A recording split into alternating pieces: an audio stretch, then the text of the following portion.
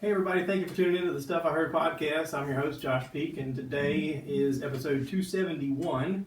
We're just kind of doing this fly-by-ear kind of deal. I'd planned for this to happen, but it just sort of took longer than we expected. Absolutely. We kept having a lot of things come up. I got Kelvin Durant in here today. Hey everybody. Kelvin's been on the podcast before, episode 208. I highly recommend everybody go back and look at that, or listen to it, whichever. We did that back in April the 5th. We looked it up on our little phone here, and that was pretty helpful. Yeah. But I got a lot of feedback from our podcast. A lot of people talking about the fact that they liked the aspect of us talking about the fact that as men in 2020, we were able to admit that, yes, we also struggle with depression. Absolutely. And sometimes it's okay to ask for help and that kind of thing. And the main reason that I wanted that conversation to start was, we grew up in a time where you didn't talk about your feelings. You didn't talk about how you felt. You didn't talk about if you were sad or depressed or whatever was going on. And it was frowned upon. Like if you were like, I don't feel good, everybody called you names and it just passed off. I mean, even like I had a conversation yesterday with a guy that I went to high school with named John Floyd, who went in the military and has some pretty severe stories about things that happened to him, and his best friend died next to him. He's got his own story to tell. I want him to tell his story. Wow. But we talked about it yesterday, and I told him, I said, the main thing I want to do is I want to normalize the conversation. I want to normalize the ability for us to say, I have a problem and I need to talk to somebody. And, you happen to be a counselor working in that field, and it's just perfect, for the fact that I have you on today when we're going through so many things as a nation. I mean, a lot. Since the last time you were here, I mean, the pandemic had just started. Yeah. We were sort of looking at it as, is this real? Is this, we all had question marks. Yeah. We were all like, I don't know if this is, yeah. I mean, and since then, we've had the advent of wearing masks on a regular basis. My mask, yeah. And one of the things that occurred to me during all of that is that we are, in a little way, dehumanizing each other because of the masks. That's just my feeling. What do you think? Do you think it's kind of having an effect on that? Absolutely. Once again, I want to go back a little bit. Thank you for having me again. Yeah, glad to have you. On the podcast. It's the first podcast was definitely a wonderful experience for me. I got a lot of feedback from that podcast, and people needed to hear that it's okay to be stressed out, and it's okay to battle with your emotions. So yeah, I thank you for having me. Glad to be back, everybody. But yeah, so the mask wearing. I've heard a lot of different feedback from even my clients. Let's start with my clients in general. Well, in my office, I will say this, that when they come to session, they have to wear a mask. Are you doing the temperature thing? I do the temperature checks, and they have to wear a mask upon entering the building. They actually keep the mask on the whole time that they're in session. Now, once again, the temperature check, and if they don't have a temperature, it kind of eases the situation a little bit. So all right, maybe you can take it down for a minute to get some air. But for my safety and the safety of my staff, I do ask it to wear a mask. I do feel like the mask wearing has caused a lot of conflict in the country. People are speaking about not having their rights and and their ability to just say, this is taken away from my rights to what I believe in a sense. And so, but for me, they have to wear them off. Is because when you think about the whole scenario, so I'm a therapist, and so I'm responsible for a lot of people. Right. And so I don't want to chance getting infected and passing along the others to my clients. And so that's why it's very, very important that they have to wear a mask inside the office.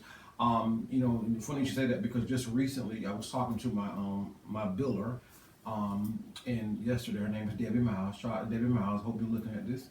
And we were just talking about, where we're at in the world right now. The cases are rising, so I'm probably going to be going back to predominantly maybe just telehealth in coming weeks. Just depends on how everything transpires. But yeah, I believe even in public, we do wear a mask in most situations, and just to make sure that we're safe and it's more about protecting others, you know, and not we have something and give it to other people. So you know, everybody has their own thoughts about Well, it. and we have a mutual friend who one person came in the office with it, and then all of a sudden everybody but one person ended up getting it.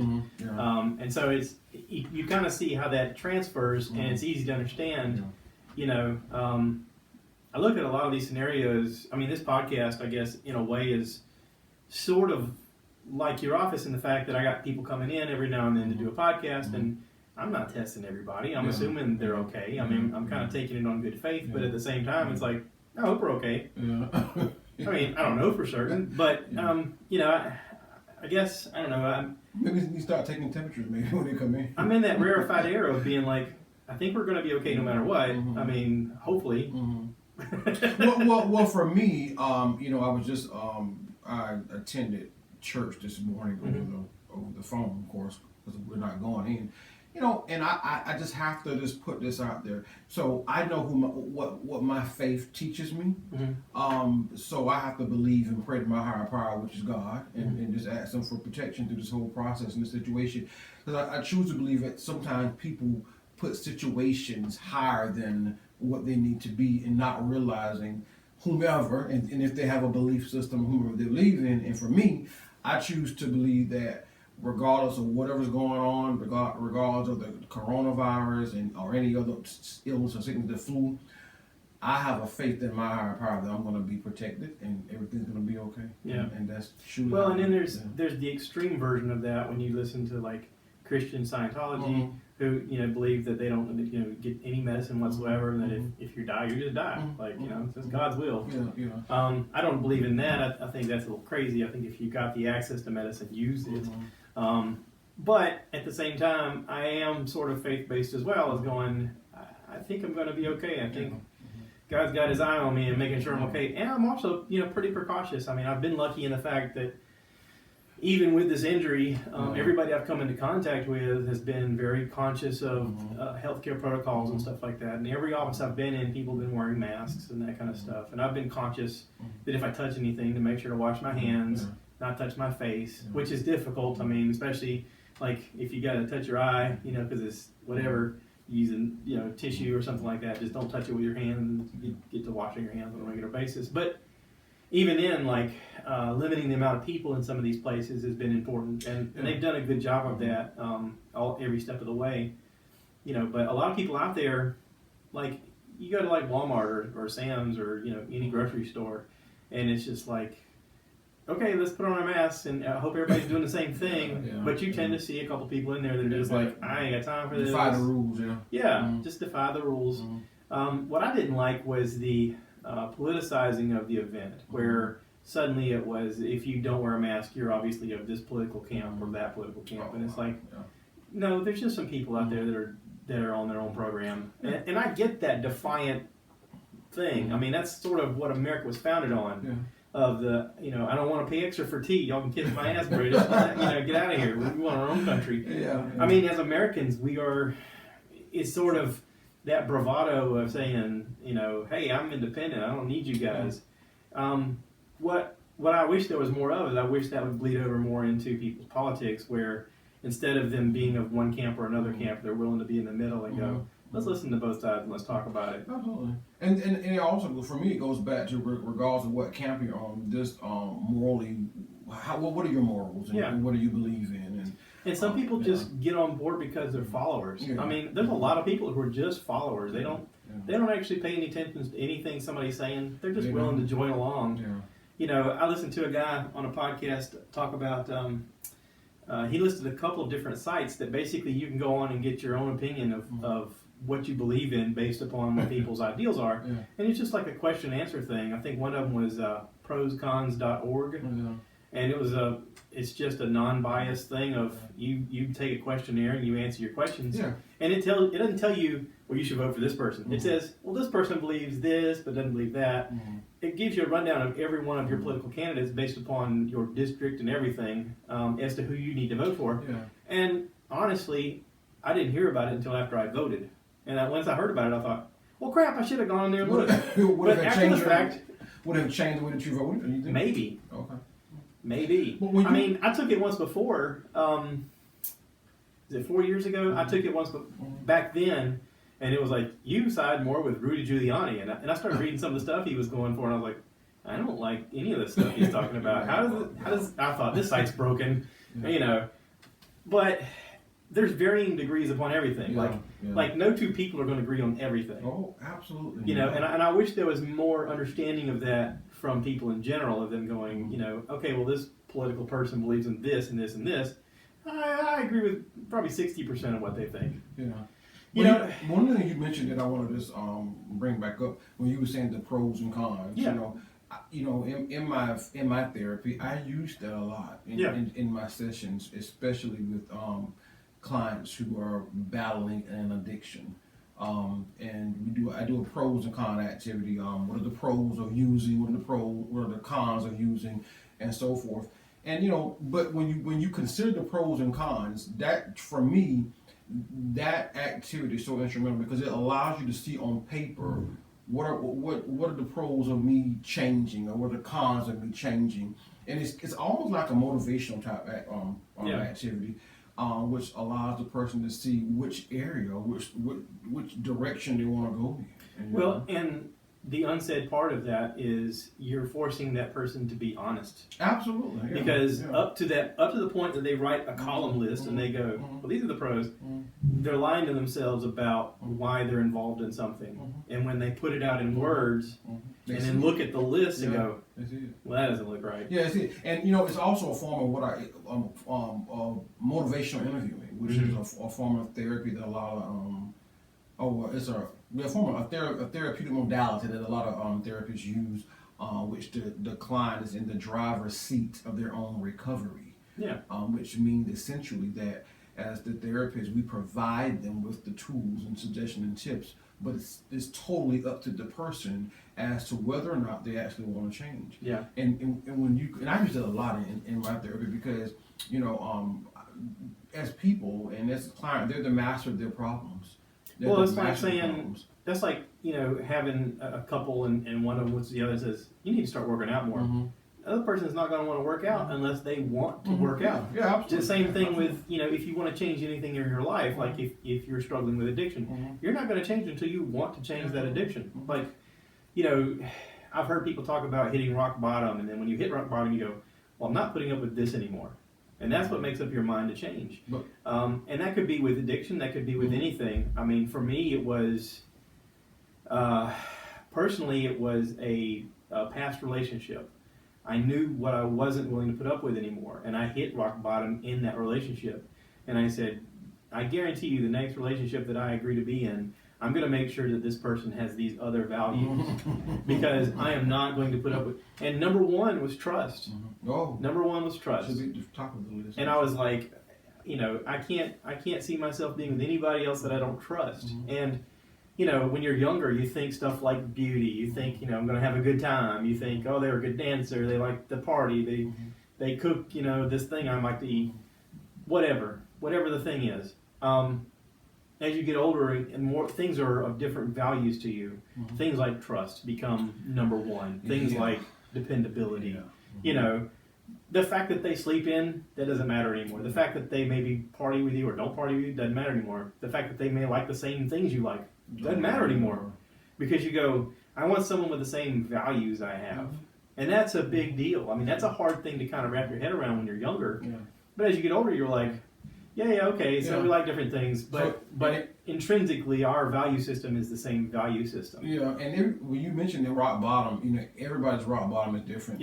And people hit rock bottom more than once, let me say that. And not only in the addiction arena. Could be in finance. It could be in finance. It could be in communication in a relationship.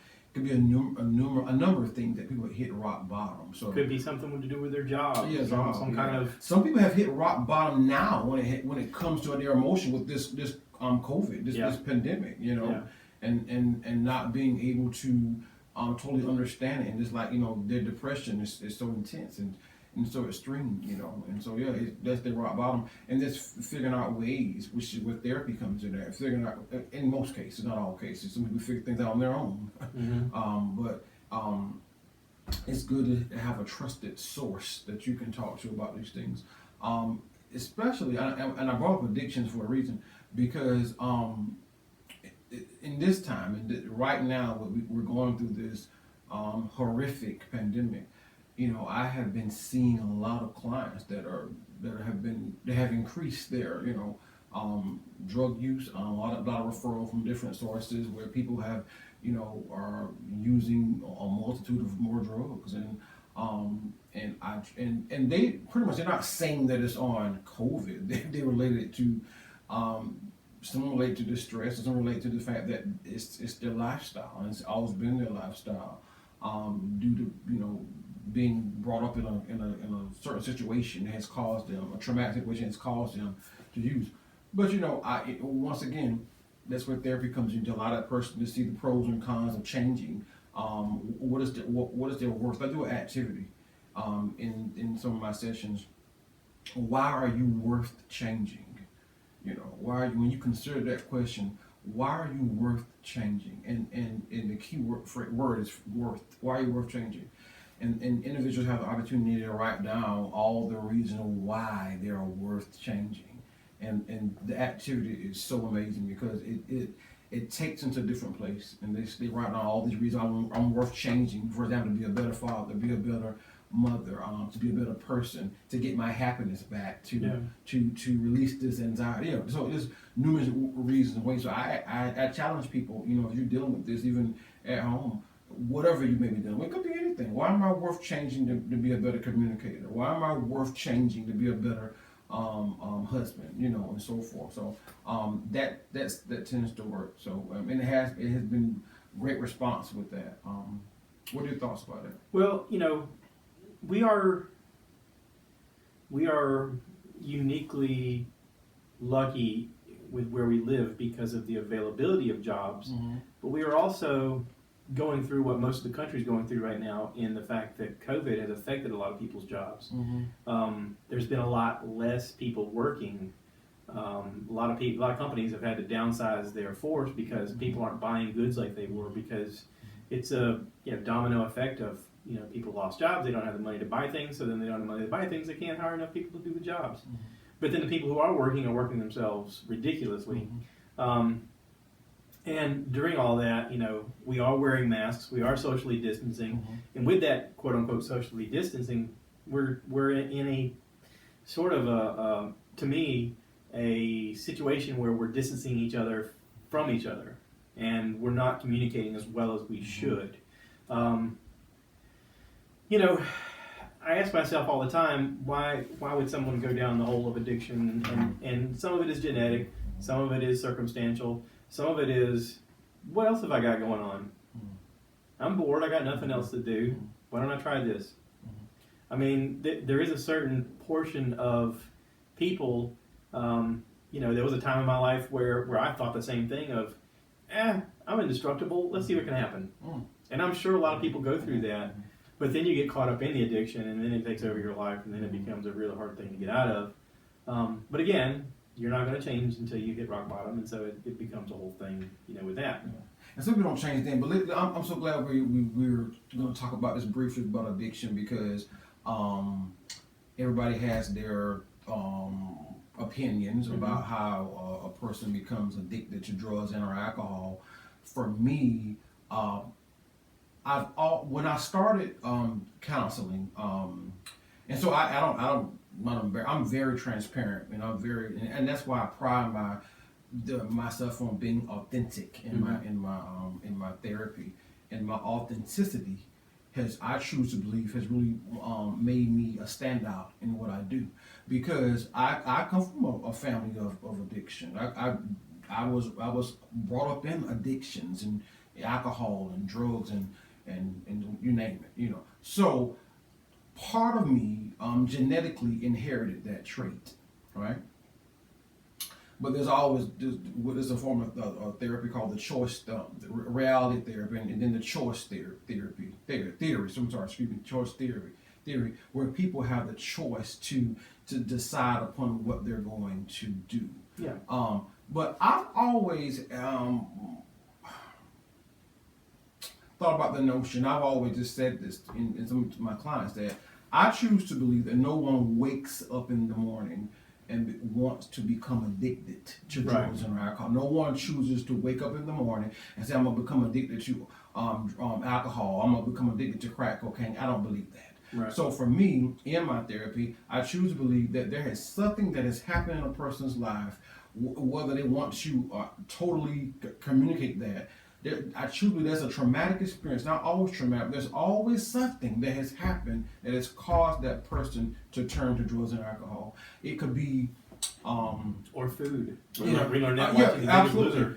It could be anything that I choose. Something's happened in that person's life, deep rooted, that has caused them or allowed them to become addicted to drugs and alcohol or food or whatever their addiction may be. And I did an inpatient treatment I counseled in an inpatient treatment facility for a little over 2 years, and every group that I had, there wasn't a single person in there that was addicted to drugs that didn't experience some kind of trauma growing up. Yeah.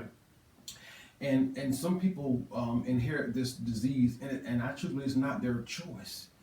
They inherit it, but it's their right to realize that I can make the change, that I can change. I have the ability, I have the resources to change, and I really believe that through those traumatic situations, it makes it very difficult for them to not pick up the drugs or the alcohol. Some people want to be numb. They don't want to think about what has happened, and they don't want to think about the pain. They don't want to think about the heartache. They don't want to think about the destruction that has happened to them in their life, and then they choose to use drugs to alleviate the pain. Well, that's a big thing, especially in the military, is alcohol, because it's readily available. And it's sort of socially acceptable to, I'm going to drink and I'm going to keep drinking, and you guys can leave me alone. I'm going to do this because this is what I need. And most of the guys go, okay, and they just walk away. I had a guy that was a friend of mine who he would show me this bottle, and he said, I drink one of these every night before I go to bed. This is how I sleep. If I don't drink this, I can't sleep. I'm up all night. And I was like, ew, that's not healthy, you know. But there was a time after my divorce, my first wife, where I moved back in the barracks, and I was extremely depressed. And there was a time where I drank, and I learned that comfort of, I could just keep drinking, and eventually I'll fall asleep.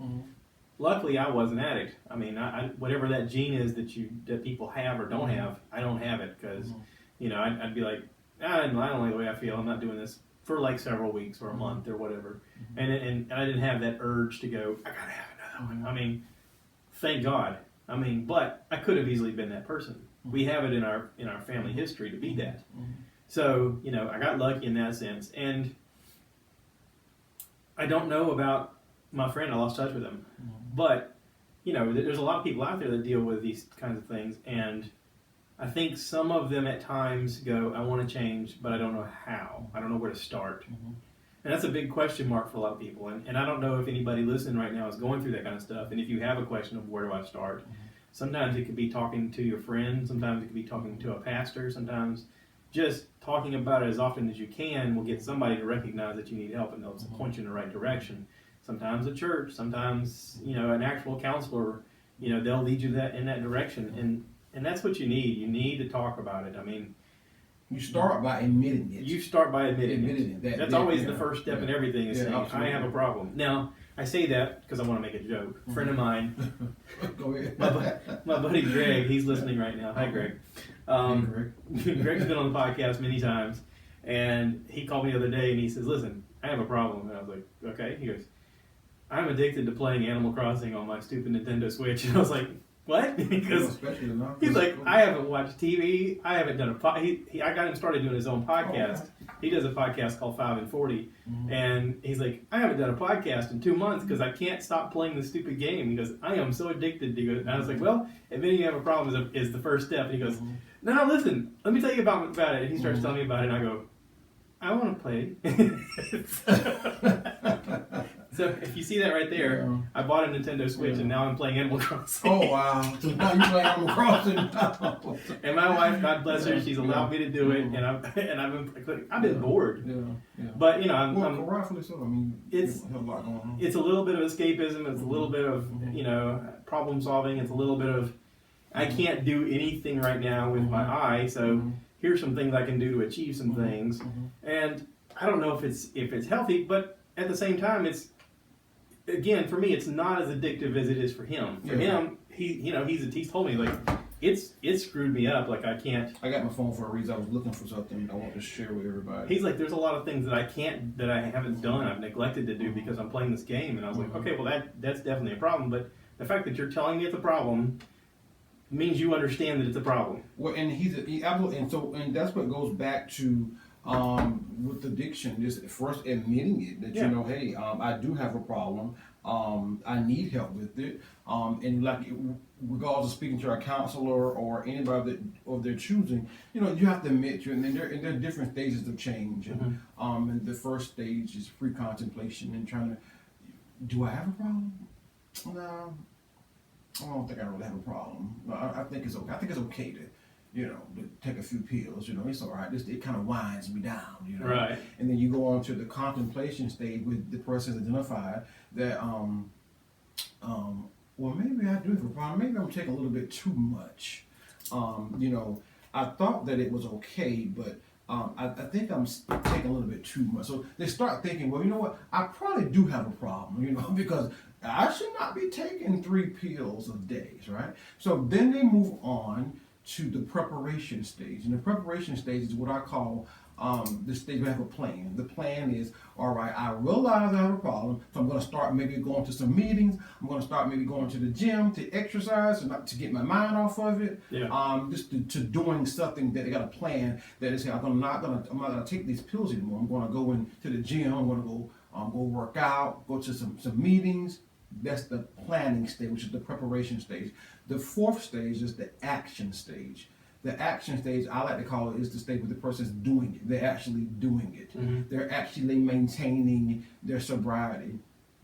And most people have been sober for 6 months or longer in the action stage, and they have changed their lifestyle. They have positive supports. They have a great support system. They identify that they have a higher power in this stage, and in most cases that higher power supports them and motivates them. And then the 4th stage is the action.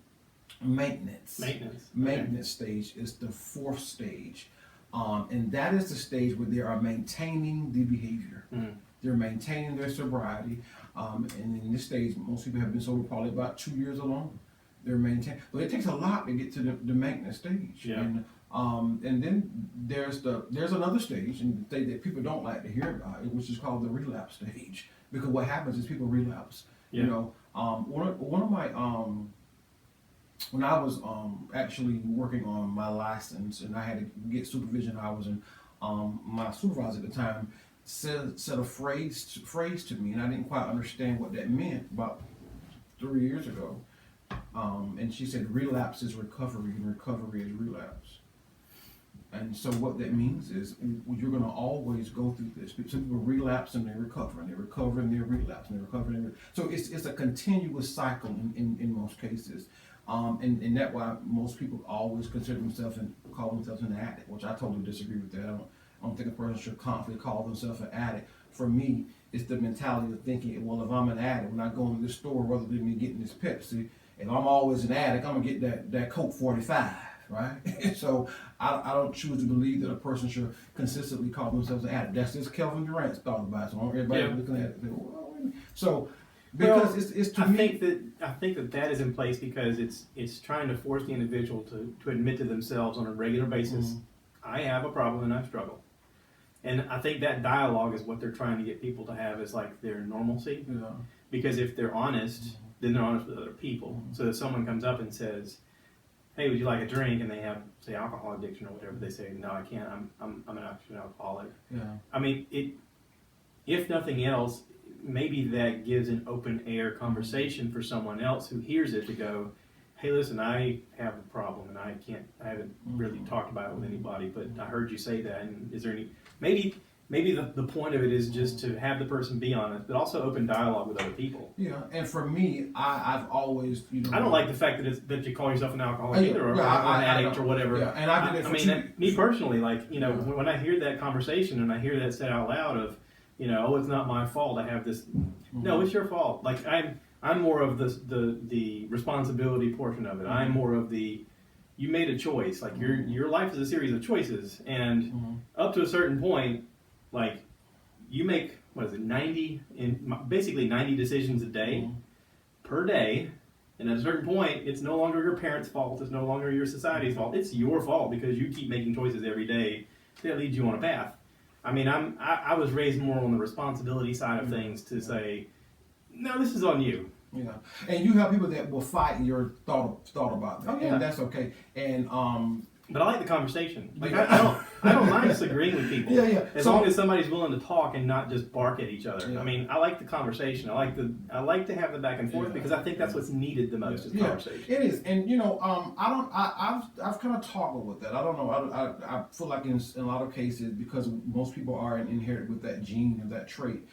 In a lot of cases, it's not their fault how it starts off. Right. Like you said, it could be something traumatic. It could be something that's circumstantial. But this depends on how they turn around. Right. And changing it around. A series of choices then leads to, like I said, after 90 decisions a day, at a certain point, that's just who you are. Like, you made a choice to be that. And like any other decision, you can also choose to change. But you have to make the choice. And once again, the internal motivation the person has to gain. But with all of that, when we consider the notion of addiction, it's very serious, especially in these times now. One of the things that I look at is when you think about addiction, it goes back to peace. There's something that's not that the person may be dealing with. There's no peace in their life, Right. And peace is so very important. I'd rather have peace over money. That's just Kelvin Durant. Yeah, money comes and goes. Yeah, absolutely. Well, so does peace in a way, but that peace of mind can affect everything. It can affect your fear base. It can affect your decision making. It can affect your rationality. It can affect your decision making when it comes to other people or anything. But we have the right to create our own peace, Josh. We have the right to create our peace, and it starts with changing the way that we think. Every day we wake up, it's our choice or decision. Once again, choice theory. To allow chaos or negative thoughts to overtake us, which ideally takes our peace away. Especially during this pandemic, it's our choice whether or not we allow the chaos, the horrific stuff that is going on, tamper with our peace. It's up to us to decide upon, am I going to be happy today, or I'm going to let something take me out? Right. So it goes back to creating our peace. Peace. I have a little daily ritual where I read what's called a plan, a Bible plan, and part of when I was reading now is peace is our inheritance. There's lots of those online, by the way. If anybody's interested, you can look on your apps on your phone. Yeah, a lot of those lines, and I do that religiously. Like tips of the day, on the Bible, there's things. I downloaded the Bible app, and there's meditation things for the day or scripture for the day. I do it all the time. That's why I look. Those are great to kind of read over once in a while and just sort of refresh and think about your day and think about how you may look at things a little differently.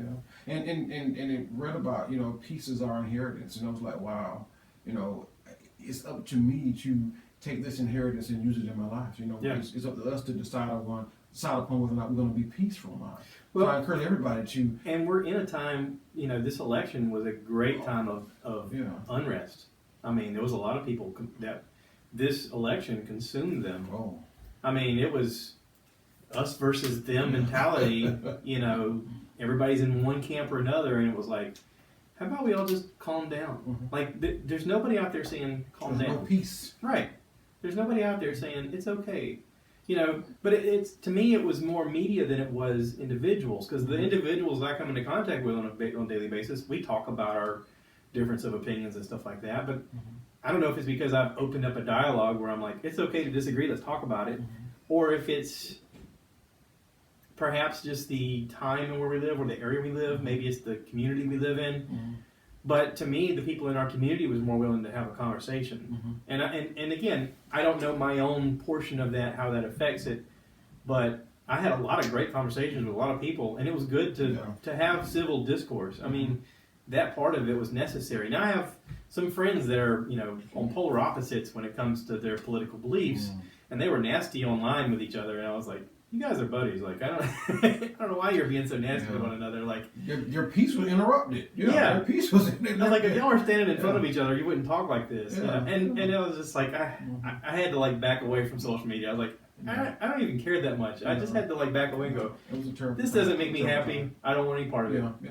And it goes back. I love that. I like how you said that. If this doesn't make me happy, I don't want part of it. We have the right, and it's our right to allow happiness to come in our lives, especially now. Thank goodness I had an app on my stupid Fire Stick that I could watch that had no commercials. And so, because the media, the media can make you depressed. It was hard to watch football games because every commercial was 4 or 5 ads where they were slamming each other, and I couldn't hit the mute fast enough, and I was just like, I wish this was over. And I finally had to just give up one night, and I told my wife, I was like, we're going to watch something on Disney. And she was like, okay. Because there's peace. Most Disney movies are peace. Well, even talking about peace like that, Supernatural has come on Netflix. I never watched it when it was on TV. It's kind of like X-Files. It's kind of creepy. They got like some stuff about the occult and witches and werewolves and stuff like that. And some of it's super dark, and I was like binge watching the first season, and I had one night where I couldn't sleep at all. I had no peace because basically all day long I filled my brain with this stuff. So in my dreams I was dreaming the most creepy stuff, and I woke up the next day and I thought, I'm not watching that before bedtime anymore. I'll watch it during the day, but at a certain time I'm just gonna start watching reruns of Big Bang Theory or something like that, just to mindlessly tap out, And because where we at, with this presidential election, and so much is going with that, it interrupted everybody's lives, and you're dealing with that, and you're dealing with COVID, and you're dealing with your life issues, and so, man, I encourage everyone. Peace is important. One of the things I do, and I'm not trying to make this so therapeutic right now, but I just gotta say this: that that's why you're here, bud. Well, So guided imagery is so important. We have the opportunity to take ourselves to a place of peace at all times. I do guide imagery in my sessions a whole lot. I usually invite my client to close their eyes and envision a place where they can go that's relaxing, that's calm, that's serene, and it's peaceful, and they take themselves there, and we can do it at home. When life gets it's so funny busy, you say that. I heard about that from a podcast. One of the podcasts that helped me get started. This comedian Bert Kreischer, he had a podcast where he was talking about things that were going on in his life, and there was a time where he had a TV show on the Travel Channel called Trip Flip, and then that got canceled, and then they rebooted a show that he had done years ago called Hurt Bert or Bert the Conqueror or something like that, where they basically made him ride these scary roller coasters and he'd scream like a little girl. But they were putting him under these extreme traumatic PTSD type events, sometimes 4 or 5 of them a day, that were just like things normal people would only go through once in a lifetime. He was doing 4 or 5 of them a day, so he was literally like out of his mind, losing it.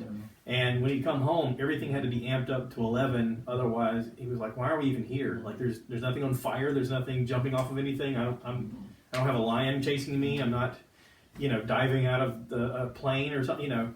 So coming back to normal life was difficult. And then all of a sudden, he gets a phone call one day, and they canceled the show. He had a bunch of comedy dates planned for this festival that was going on. They canceled all of those, and he was like, "I'm unemployed. Like, all of a sudden, I'm unemployed." And for a long time, I've been doing TV. I think he did TV with them for like 7 years. And he goes, "I just did David Letterman, and I have a special coming up, and now I'm unemployed. Like, what am I going to do?" And he was doing a podcast with a friend who's sort of a new age hippie kind of guy that's big into psychedelics and stuff like that. And he goes, "You need to meditate." And he goes, "I don't know how to meditate." He goes, "I'll help you." He goes, "What are you doing right now?" He goes, "I'm doing a podcast." He goes, "So stop. Nobody cares." He goes, "Who out there is listening?" And he's like, "That doesn't matter." He goes, "I'm your friend. I care about you." He said, "Close your eyes." He said, what? He goes, I can't, we got to do this. He goes, we don't have to do anything. Trust me, people are going to listen. Close your eyes.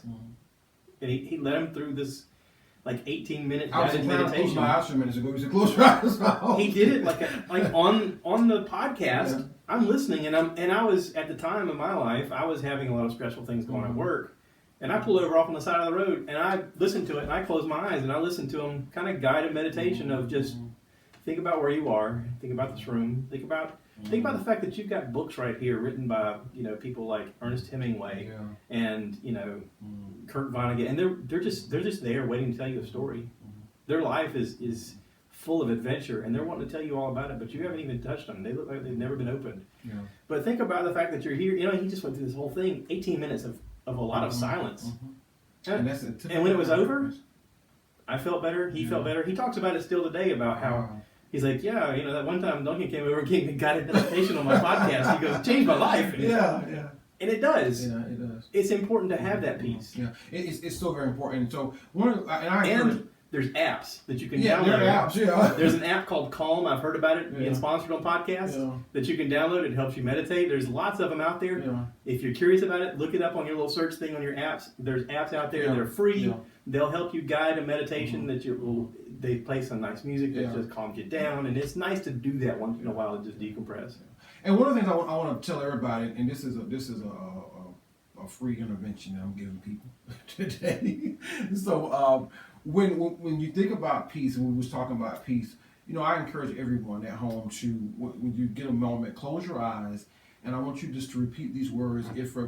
Close your eyes. If a miracle was to happen tonight when I go to sleep, and I wake up in the morning, I'm sure I got my eyes closed, right?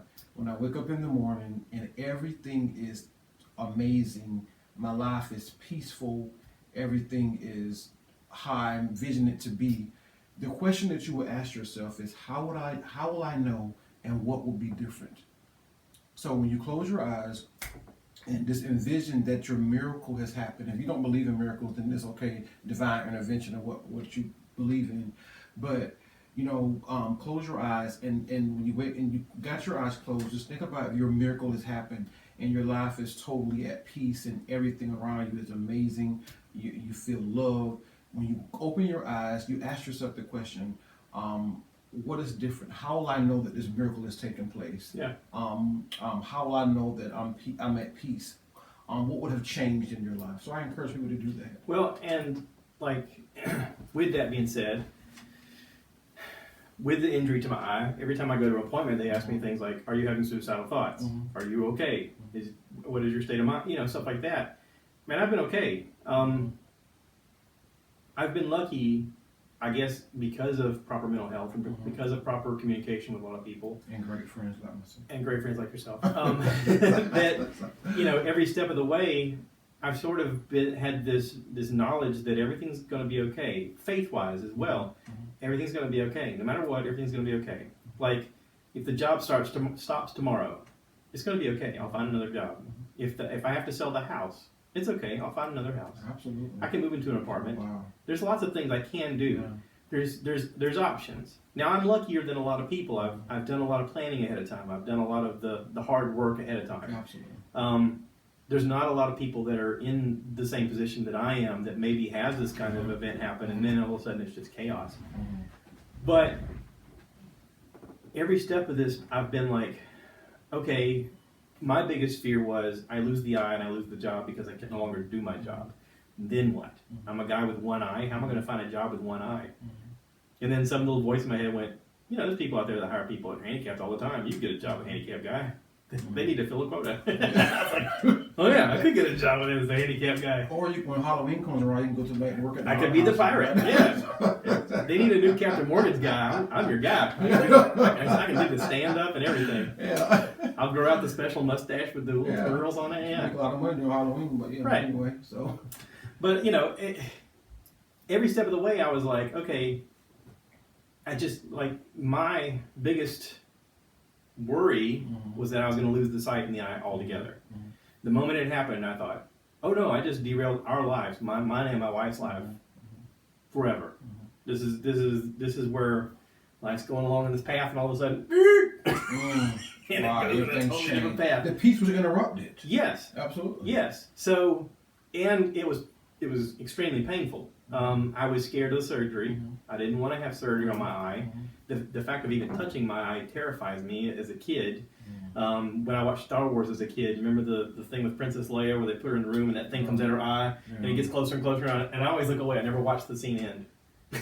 I'm gonna tell you about that in a minute. So I've always had a thing about eyes, and all of a sudden I've injured my eye, and I know people are going to be touching my eye, and they're going to be messing with my eye, and I've had that happen. And the biggest relief was after the second surgery, and I was able to take the bandage off, and I could actually see things in the room.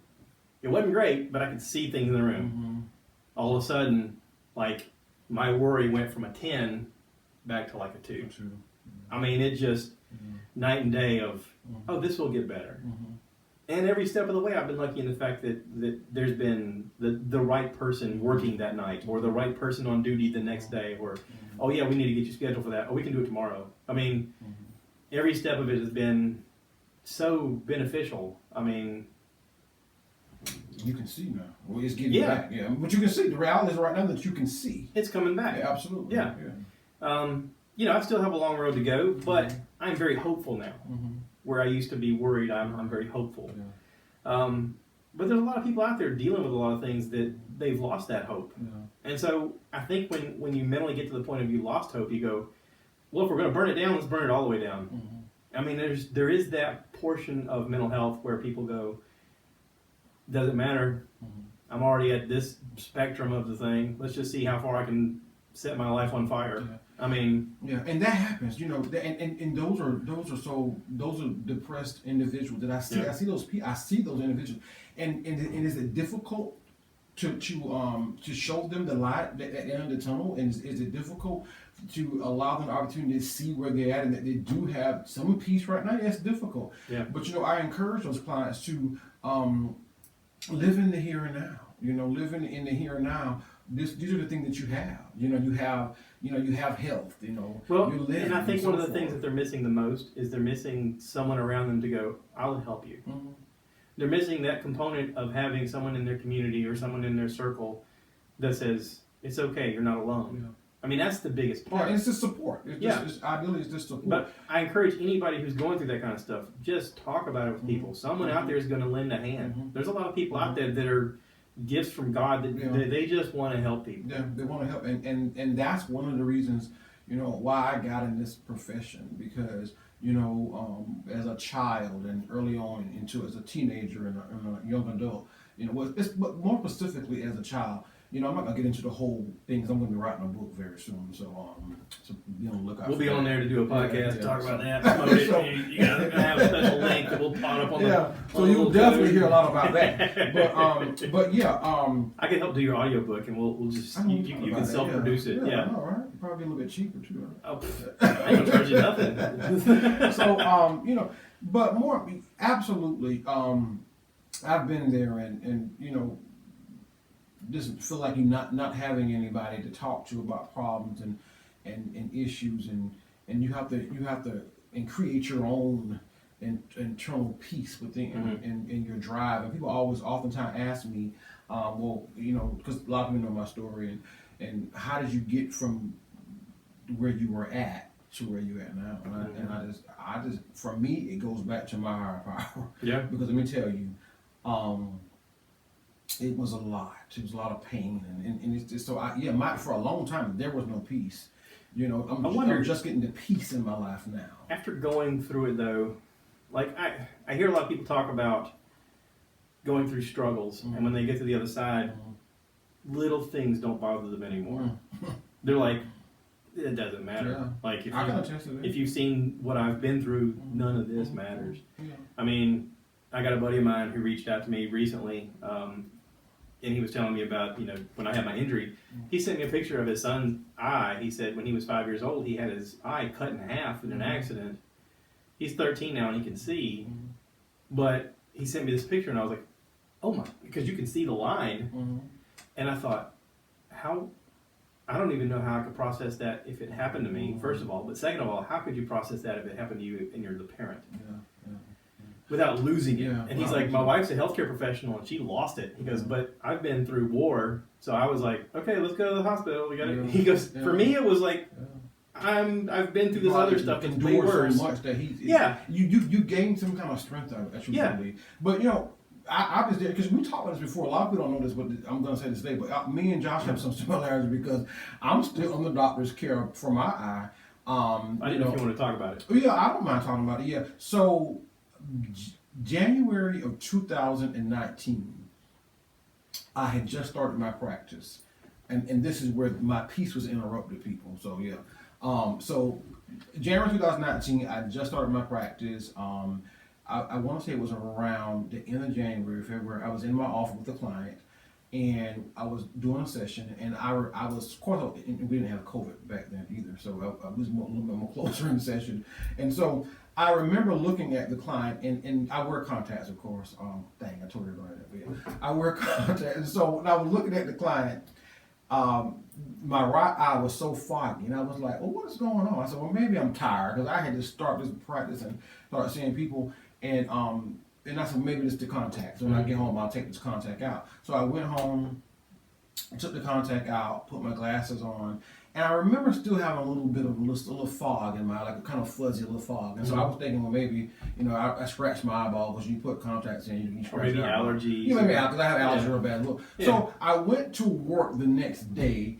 The same thing happened, and I was like, okay, something might not be right. So, and I will go outside and I'll look at the grass, like when I'm walking outside to my car, and I look at the grass, and the grass is just like kind of high, and I get back low, and I'm like, something's wrong. So I made an appointment to the first eye doctor, which I'm not gonna name because I don't throw them on blast, but the lady looked at my eye and she was like, she told me the condition. Oh my gosh, I can't think of it. Anyway, whatever it was, she said it'll go away in 6 months. I said 6 months. I gotta counsel people and drive and walk around for 6 months with my eye like this.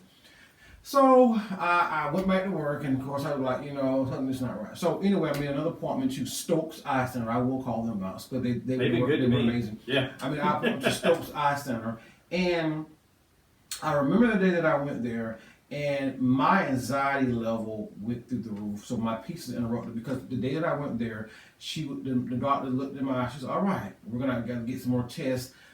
Things are not looking good." Yeah. I said, "Okay, what's going on?" Now I'm a therapist, but my anxiety was on 20. Yeah. And so she was like, I said, "I need to call my wife." She was at work. I said, "I need to call her. Do I need to go get this?" So she was like, "No, everything's fine." So they brought me. I was in there for that day for an hour and a half. So when she brought me back, she told me, she said, "You have bleeding behind your eye," and she showed me the X-rays and all that stuff, and I see all the blood behind my eye, and I was like, "What in the world?" And she said, "So, they checked my blood pressure. Well, at that point it was high because I was nervous." Oh yeah. And so she told me to come back in like 2 weeks because they want to see whether eventually was going to go away. If it was just a coincidence. Yeah, a coincidence. So I came back in 2 weeks, same thing. It was actually more blood. And at that moment, she told me, "You're going to have eye injections." So I was like, "Well, not me." You're like, who's going to do that? What stunt guy are you pulling in for this? So at that, you're right. So at that point, my anxiety was still on 20. My peace was no longer there. My life was not peaceful. I started a new practice. Once again, I'm seeing people, and you're going to tell me that I have to have eye injections. So she said, "Well, either two things. You either have..." You're going to knock me out, right? Well, no. So you either have eye injections, or you're going to go blind in your eye. Oh, Jesus. So at this point, I came back home. At this point, I think that's what my wife with me that day. So we came back home, and then she told me to go on YouTube, look at tutorials of how people get eye injections. And I'm like, that's not going to help me. So that's going to freak me out even as much. So I had to go on YouTube, look at the tutorials.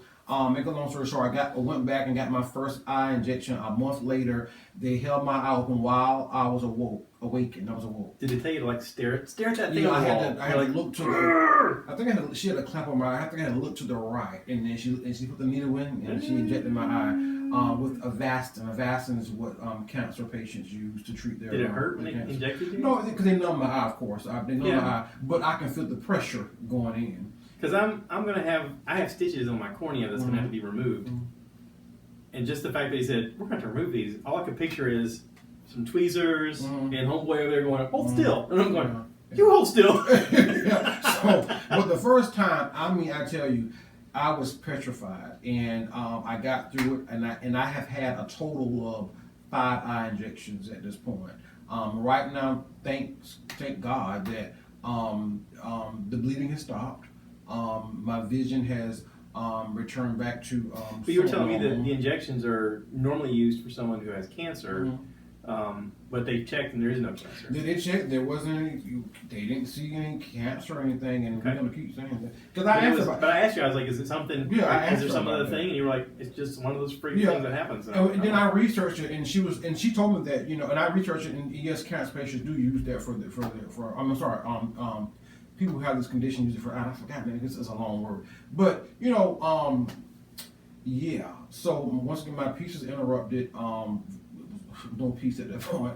Well, there's also the added frustration of the fact that your wife is technically legally blind. Absolutely. She can't drive. Absolutely. So you're the main driver of the two of you. Yeah. And here is, right away you're thinking, okay, this affects my job, this affects my driving, this is, and I am the sole person that does this. And and thank you for bringing it up, because my wife, she's technically blind, and I want to bring awareness to that, because people don't realize that individuals who have disabilities, there are some serious disabilities out there, but not like she can see. I don't think that she's blind and shit, but her vision. She's just blind to the point she can't drive. Absolutely. So it's very important for people to understand that for not only that, so our peace was interrupted in our home. Yeah. I was starting a new job and a new career, my own practice, and then I had to get these eye injections, and right now I'm not getting any right now because my eyes, there's no more bleeding behind my eye. Good. But I'm still under doctor's care. Yeah. You have to go in every 6 months. Yeah, I have to go and so I have to keep going back, and I'm just praying. And I'm at home all the time, like, okay, she told me, put your hand on your left eye and everything left foot so I can see you. So I have to keep testing it. So I'm very aware of that. But yes, our whole home was unpeaceful, and so I had to obtain that level of peace. So my peace is very important. But anyway, my practice still went on to do well, and it's still doing well. Good. Despite everything that happened in that time frame, because I was on doctor's care from January until I was getting injections from January until like July 2019. So yeah, so it was a lot going on. So I encourage everyone to protect your peace. I made a post on Facebook about it, and I talked When did about we meet you? Peace. I'm sorry. When did we meet you in 2019? It was last year. Yeah, it was at a Christmas party. Was it Christmas? It was at Dan and Laura's. Yeah, that's right. Gathering. That's right. And that's when we officially met. And you're right. That's when that was shortly after that. Mm-hmm. Okay. It was shortly after that. I was actually going through that then. So because he had Ohio State on TV. He was dressed in his little outfit. Yeah, he did. yeah. And so they were, I was, so Dan, I remember, guys just called and said, hey, who's able to pick me up from the doctor? Yeah. So, but yeah, anyway, my piece is interrupted, and I had to start obtaining that level of peace that I desired, and so now it's all about protecting my peace, and it revolves of those things. I wonder if maybe you strained really hard at the gym, and that caused it. Well, they thought about that. They was saying, the thing about it, because they told me they don't want me lifting anything heavy because they're afraid that it'll rupture. Yeah. What's here. During that time I couldn't go because they didn't know at the time what caused it, but they said that because I'm so young, they don't understand how it happened, because most people it happened when they're elderly, like in their 60s and things like that. So well, you think about it, it's got to be from something either strained or something. Letting go in some capacity. I've lifted a lot of heavy things at work before, to the point that I've almost blacked out. Yeah. And I could see that being a lot of strain on the optic nerves, because it's a lot of concentration in all these muscles in your neck and whatnot. And it could have been that. But now they also said it could have been stress as well. It could have been stress. Because keep in mind, once I was starting a new business, a new practice, and it was a lot. It was a lot. That period of my life, back in January was a difficult. It was a storm. Yeah. It was a chaotic, horrendous storm. Leaving one practice and starting a new practice, and and there was a lot going on. And the peace was very minimal then. And so it took everything for me to start gaining my peace back, regaining my peace. And so it's so important is to have peace. And people, I tell you, it took a lot of guided imagery, it took a lot of moments alone, meditating alone, and participating in my rituals. And so, if nothing else, protect your peace. Yeah. And if you can, cultivate and grow your circle of people around you that care about you. I tell you, one of the biggest things that's helped me is having people regularly call me and go, "Is there anything you need?" Like, I wouldn't mind just talking. Yeah, I know. And when it happened, I made sure that because I saw the post on Facebook. I'm like, well, let me take a shot, Yeah. So, and I text because I realized that that was a difficult moment for you because I went through that similar. Yeah. So I could. Well, I didn't know. Yeah, you didn't even know that, but I went through that. Yeah. But I've gotten random phone calls from people that I haven't talked to in years that have just picked up the phone and been like, "Hey, we haven't talked in a while. Just making sure you're okay." Yeah. So I mean, thank you to everybody out there who's done that. I mean, that's been a big help. Yeah. But yeah, I mean, if you're out there living your life, you're thinking, "I got everything on lock." Just sit around and take inventory and go, am I developing my friendships like I should? Am I taking care of my bills like I should? Like be prepared for something to happen. I entered that mentality, I don't exactly know why, I guess from seeing it happen to other people enough times or from going through a divorce years ago, where I went, there's some things that I want to make sure are in place just in case something happens. And my wife and I took those steps, and thank goodness we had those steps in place. But again, there's a lot of people out there that are like, everything's fine, I got everything going, But you talk to them and they don't have $100 in their savings, and you're like, all right, if things go off the rails here, you're in severe trouble immediately, So you just gotta have a plan. Always have a plan in place, and definitely, you're right. Have a great network of people in your life that can definitely support you through things. Don't live beyond your means. Yeah. What was it?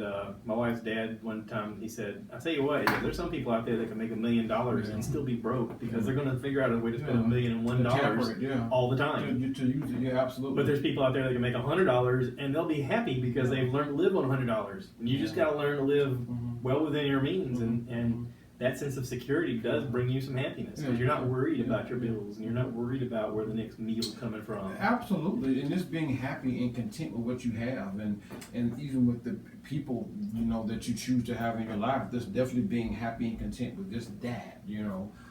That brings about peace. Just having a great network of people.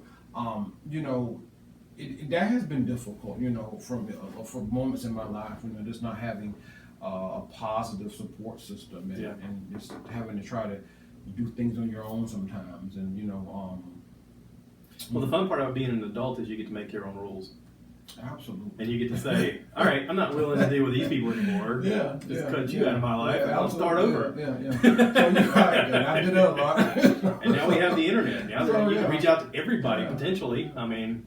And I'm, when you said that, because I had I've told them, if you have people in your life that are not beneficial, or that are not conducive to your happiness, or where you let them go, that's baggage. That's this excess baggage and mess, for lack of better words, let them go. I mean, the first time I heard about that was, I don't know if you know who Adam Carolla is. He and Jimmy Kimmel used to work together on a radio show out in L.A. Because I was together, And together they made the Man Show that was on FX, I think, at the time, or Comedy Central or something like that. I think it's on FX. And he's gone on to do a lot of other things.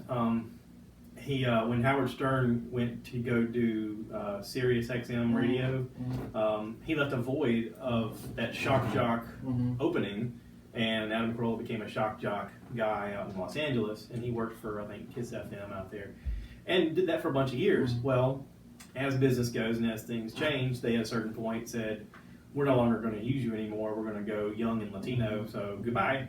And he thought, oh crap, I got to make a living. So he was one of the first podcasters out there, because he was like, I could just keep doing what I'm doing and put it on the internet and people are going to listen. And he did. But he talks about, in this one podcast I listened to, you can find him on Adam Carolla just look up Adam Carolla on any podcast. He's got like 10 of them out there. Yeah. He does one with Dr. Drew. It's kind of like Loveline. Yeah. It's the Adam and Dr. Drew show. And then he's got Ace Entertainment, which is a bunch of them. But he said, when I was younger, I worked construction, and I had a bunch of friends that were my diehard, take a bullet for you friends. But they're also a bunch of losers. He goes, I'm not going to mince words about it. Yeah. They work just enough to make beer money and to get high and get laid, and that's it. That's all they care about. And he goes, those guys, don't get me wrong, they're my lifelong friends. They're better to me than family. But at a certain point in my life, I thought, I want to be successful, and these guys are not going to be successful. And I had to choose to start making different friends. And he said, so then I met Jimmy Kimmel, and then I met Mark Cuban, and then I met Dr. Phil, and then then I just started meeting more and more people who, every step of the way, I thought, I could just make friends with people, and if I choose my life in the direction I want to go, I can just say, hey, I'd like to ask you some questions. He goes, one of the things I found out is, if you want to be successful, make friends with successful people, because they love to tell you how to do it. If you have questions, they'll go, I can help you. I can help you, yeah. So any stage in your life, if there's things that you want to get involved with, you can make a choice to start making new friends at any time. And go, hey, there's some things in my life I want to change. Let me start making friends who are interested in that kind of stuff, or who are in that area, and move my life in that direction. Yeah, and it's about networking and getting a part of organizations that can definitely,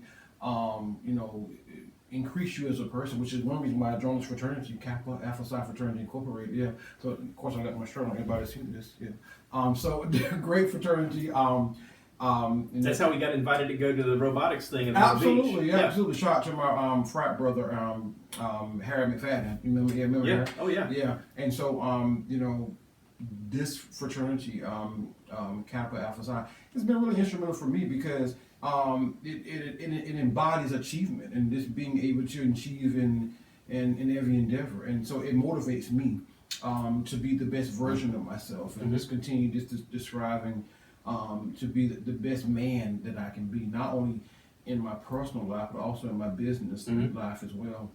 And so, one thing I will say, I know we're talking a lot, and I guess we're going to have to wind it up because we probably talk all day. But yeah. I encourage, anyone that is battling or dealing with, protecting their peace or just embodying what peace is, just to talk to someone, whether it be me or any other therapist, just or if you don't even know where to start and you're listening to this, write me an email. I'll point you in the right direction, or I'll put it out there so that other people can get involved and somehow give you some kind of support. I mean, because it is all about reaching out and saying, first off, I need help.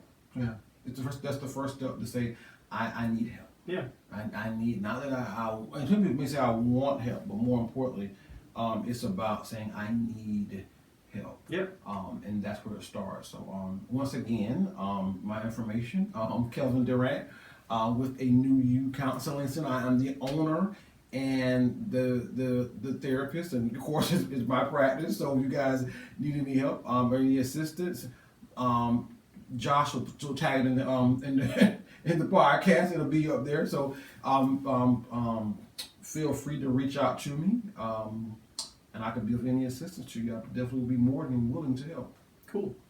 Anytime you want to come on here and not talk about anything mental health, we can do that too. Yeah, we can talk about Star Wars. We can talk about ghosts. We can talk about people. I guess he was all bad too. He was talking about mental health. I always take a moment and go, the Pentagon did say that aliens were real. I mean, that just happened not long ago, and people just glazed over that like it was like, yeah, we know that. Yeah, so we can talk about why they're making us an actor. I want to be an actor. Yeah, let's talk about that. Yeah, let's talk about that. But yeah, more. I'm just I thank you for inviting me here.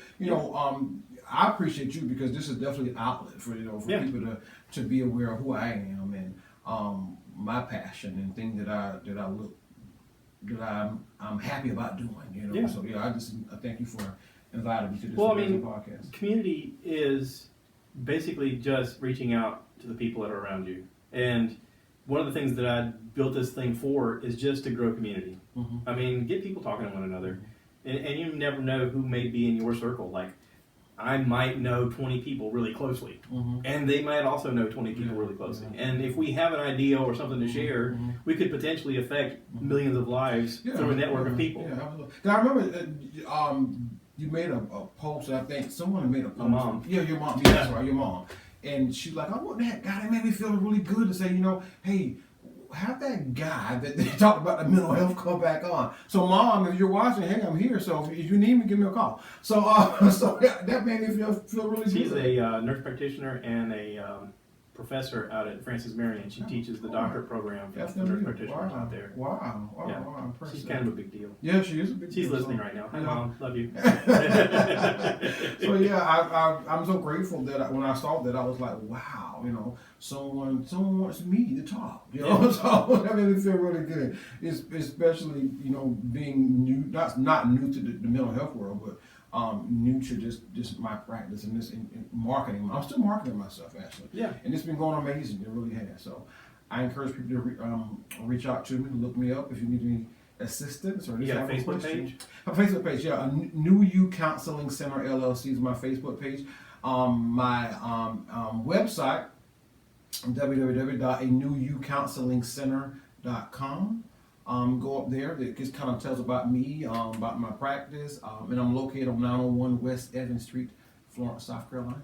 And you're available to do Zoom meetings or Skype? Yeah, we're available to do Zoom. Or telephone. Yeah, because, you know, because of... I mean, there may be somebody listening right now who's not in this area who's like, I kind of like talking, listen to this guy. Maybe he's probably good to talk to. Absolutely. We definitely can do, it's a system that I have that I'm capable of doing. Telehealth services. I mean, that's one of the perks of this pandemic is that we've all gotten comfortable using Skype and Zoom. Yeah, Zoom. We do a lot of Zoom. So yeah, we do Zoom. So yeah, you may be in another state and say, hey, I like that guy. That guy is amazing. Yeah. So you should call me. You're in a community where you go, nobody around here looks like him, and he looks like me, and I want to talk to him. Yeah, absolutely. Yeah. So yeah, give me a call. We'll figure it out. I got a buddy of mine I grew up with who. His family was Filipino. Hey, Rodney, you know you're not listening, but if you are, his family was Filipino, and growing up in Florence, South Carolina, he was the only Filipino kid in school. So if you were like, hey, you know, Rodney, the Filipino guy, they go, oh yeah, Rodney. Well, of course, when he got done with high school, he went to college at Clemson, and he became a food scientist, and he went around and traveled, and now he lives in New York, and he's happy. He met his wife in New York. He's, you know, Catholic, Filipino, met his wife, she's Hindu, Pakistani, you know, basis. But in New York, they're just a melting pot of people. And I was like, of course you would move to New York. Why wouldn't you? Because then you have a bigger chance of just meeting people who take people for people. You know, in Florence, he's just looked at as that guy. Yeah, absolutely. And you know, and I'm sure he's never talked about it. I'd love to have him on here and talk about it, but he's never really talked about it. But it had to be weird being the only Filipino kid in our high school. And everybody kind of looks at you as, oh, he's just weird. He looks different than me. For whatever reason, he and I became friends the first day of school in 6th grade. He ran up to me and hit me on the arm and goes, Tag, you're it. And I was like, what? And I chased after him. And we got to talking and hanging out. And I was like, I kind of dig this kid. And we've been friends ever since. Funny, I had a Filipino client a few months ago. Maybe about a year ago. Well, I mean, the world is changing now. I mean, now there is more diversity. I mean, in school, I really don't remember many people speaking Spanish. And now I think it's like a regular thing where at least 30% of the kids in school are Spanish. I had a few Spanish clients as well. Spanish-speaking clients as well. Yeah. Which is difficult. My mom actually she made herself take classes to learn Spanish because she had Spanish patients that didn't speak any English at all. And she needed to learn how to treat them. And she was like, they deserve health care too. So your mom sounds very impressive. Oh yeah, she's really impressive. Yeah. It's amazing. Yeah. Well, anyway, thank you.